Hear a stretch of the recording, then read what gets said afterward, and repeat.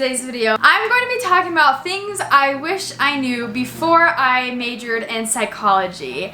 So if you are a longtime viewer of me, you would know that I have been in college for 4 years. This is my last semester at university, which I am so excited for. But if you are new here, and maybe you're thinking about majoring in psychology, maybe you are in psychology as your major, I'll give you a little history of my college experience so far, why I chose psychology, and what I've learned. Because I've learned so many things about psychology as a field that I had no idea when I first declared it as my major. So sit back, relax. Today's gonna be a sit-down video, so grab a little snack and we'll begin. I graduated in 2018 from high school, and my first major at college was actually in film because, I'm a YouTuber. It kind of makes sense to go into film. And I had no problem with film. I actually loved film.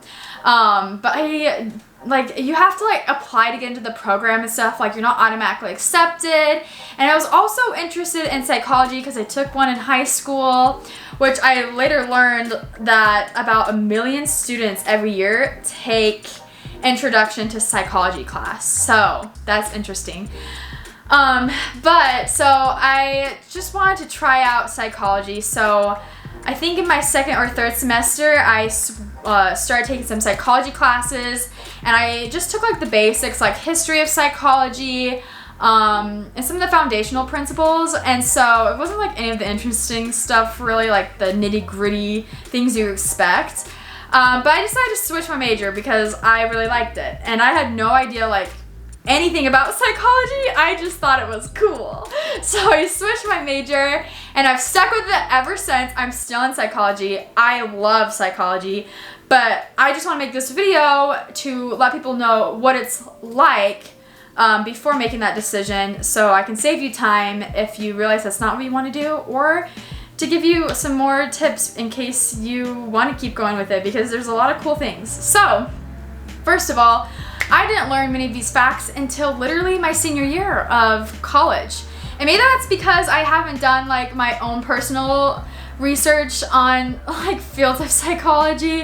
But I feel like not a lot of people tell you these things. And so I think when most people think of psychology as a career, they think of, the typical therapist, maybe kind of what Freud did. People recognize Freud, where you just lay down on a couch, and then a therapist has a notebook and they write about your feelings. But that is super over exaggerated. Yes, you can be a clinical psychologist, but psychology is a field of variety. There's so many different things you can go into. So you can do clinical work, you can do counseling psychology, you can do marriage and family therapy, you can go into school psychology, you can do forensics, you can do business psychology.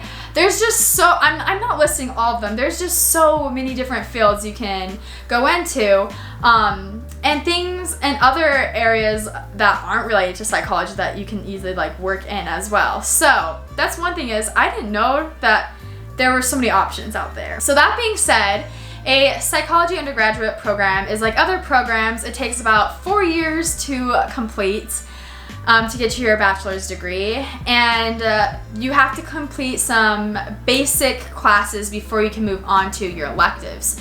And so some of the basic classes, I think it depends on the university you go to, but some of the ones that I took were a statistics class, I had to take a writing within psychology class, I had to take a research and design class, what's the other one I had to take? Oh, I just took it. And a psychological testing class. So there's a lot of basics that you have to do, because those are your foundational work that you're gonna have to know in the field. And that's usually your first 2, maybe 3 years of undergrad study, is those classes. And then you move on to what BYU, the school I'm going to, calls clusters. Maybe it's different for you, but there's 3 different categories and a bunch of different electives related in the psychology field that you can take. So some of that might include clinical psychology or child psychopathology or sports psychology, or there's so many different ones. Positive psychology, addiction, like there's a variety depending on what you are interested in, which I am taking those classes these past 2 semesters, and they are so fun. I feel like that's the part of psychology that like I love the most. Probably most people do too. So yeah, just so you know, that's kind of like the layout of what to expect when you're majoring in psychology in your undergrad years. Now we're moving on to the stuff that I like definitely wish I knew, and that is you can't do a whole lot with a bachelor's degree in psychology. Like you can go into some things, but there's not a lot of job opportunities if you want to do something in the psychology field. You can definitely go on to major in some, or like go into something else, whether that be business or environmental or international studies or whatever you want to do. But specifically within psychology, there's not a lot of positions you can hold with a bachelor's degree. And even if there are, you don't get paid very well. Your salary is really low. And so what most people do, if you want to do something like that, is go on to graduate school. And graduate school is a long process, let me tell you right there. I am learning this for myself. And so for graduate school, how to get in, you have to take this test called the GRE.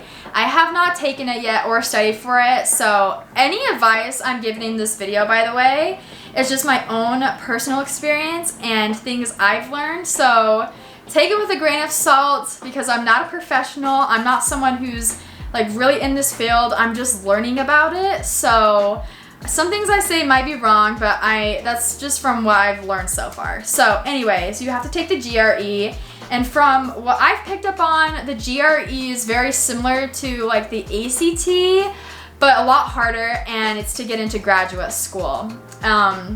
So can't wait. I love taking the ACT, so I can't wait for the GRE. Okay, I have my laptop here because I wrote a whole list of things that I learned actually in my clinical psychology class a couple days ago that I just barely learned about. Like, it's crazy. So, tips to getting into graduate school. Know your options is number 1. Know what fits best with you, what programs work best, because you don't want to start on this path if you're not gonna love it. Like, you want to be really interested and invested. Make sure you get good grades. I mean, that always helps because you're gonna have to submit your grades from your undergraduate school. They're gonna look at your classes, your scores, the things you took. Get to know your professors because you're gonna have to write letters of recommendation to get accepted, and get research experience. And these are things I wish I knew because having internships and research experience underneath your belt helps boost you so much, and I have not done any of that, and I'm graduating in a couple months, so that's really great for me. I know I probably could have, but I've been so busy with school and also running my YouTube channel that I literally don't know how I would find time, probably during the summers. But if you have a little bit of extra time that you can use towards doing one of those things, I highly recommend, because I mean, A, it looks good, but B, also you kind of figure out what you like and whether you want to pursue that field or not of specific topic that you're working on in your group projects. Choose a grad program that would be the best fit. So what I've learned is that to get into grad programs are super picky, and I think they only accept 2 to 10 people per program, and that's a very small amount. So it's very selective, and you're expected to get declined in a lot of them. So you want to make sure your interests match up, because you have to declare who you want to work under, what professor that you want to have mentor you.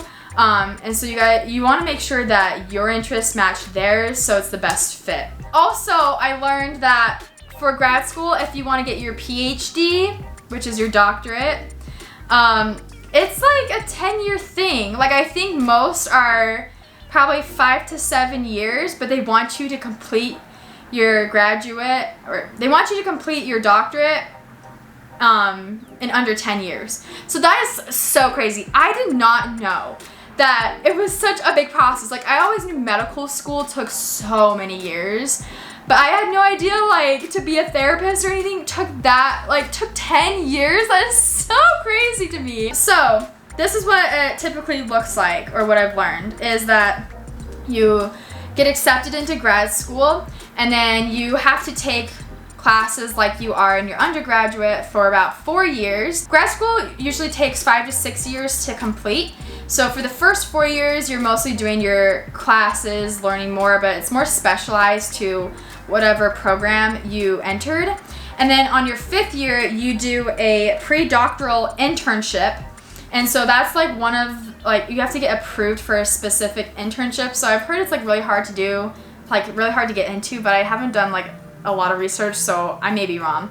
But you have to do a pre-doctoral internship where you're like closely monitored and people are like watching you, making sure you're doing things right, giving you tips, feedback, you know, criticizing and all that stuff. Because I mean, you're entering a professional career, you kind of need that. And then you do a postdoctoral internship. So that's kind of like, you're still being monitored and stuff, but you're more advanced, I guess, in the best way. I'm just learning all these, so I don't know a lot about it. And then you have to apply for licensure. So you have to get licensed to actively practice. It's a long process, guys. And so in order to get licensed, you have to complete your PhD coursework. You have to take the EPPP national exam. So this is for the United States, maybe Canada too, I'm not sure.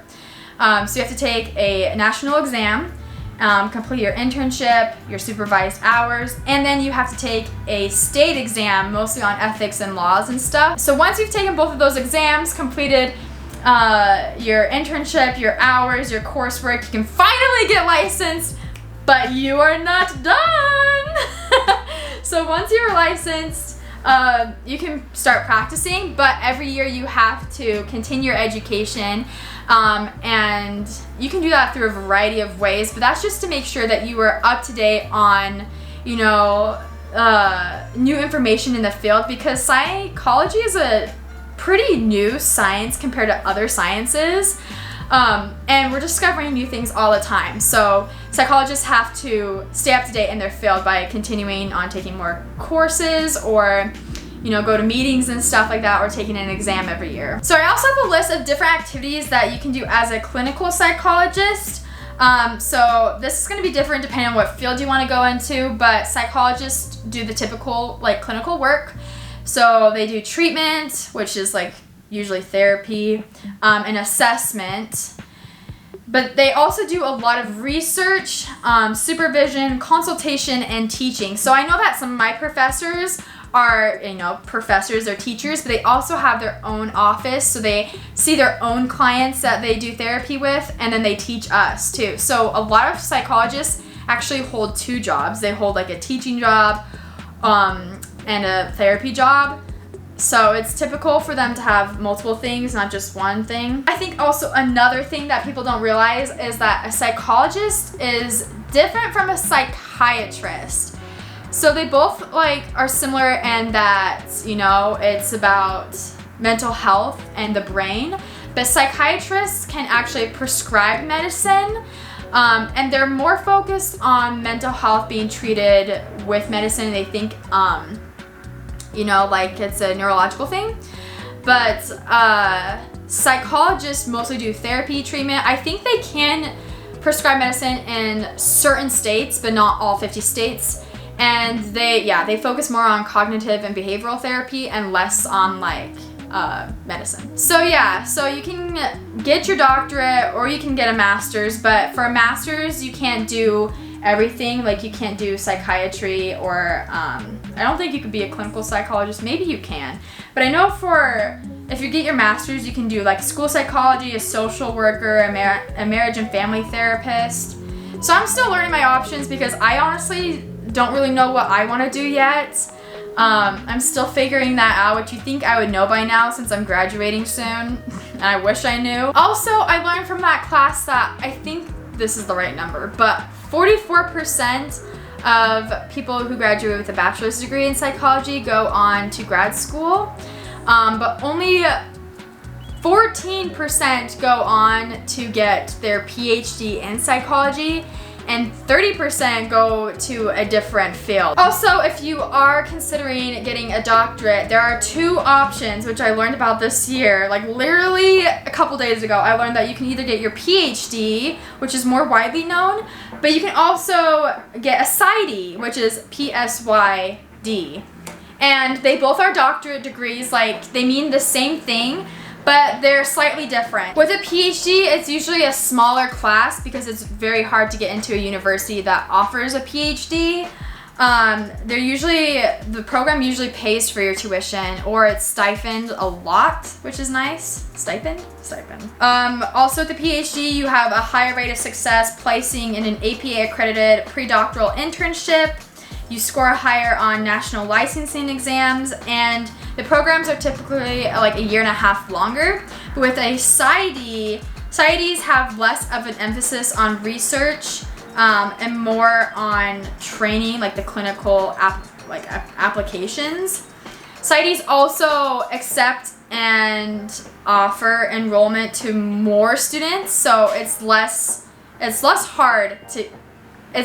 difficult to get into a PsyD program, but there are less funding options, and they accept students with lower GRE and GPA scores. Backtracking to when I just first switched my major into psychology, I didn't realize how much of a field this is research-based. Like it is truly a science degree. You are getting a bachelor's of science and you are being trained as a scientist.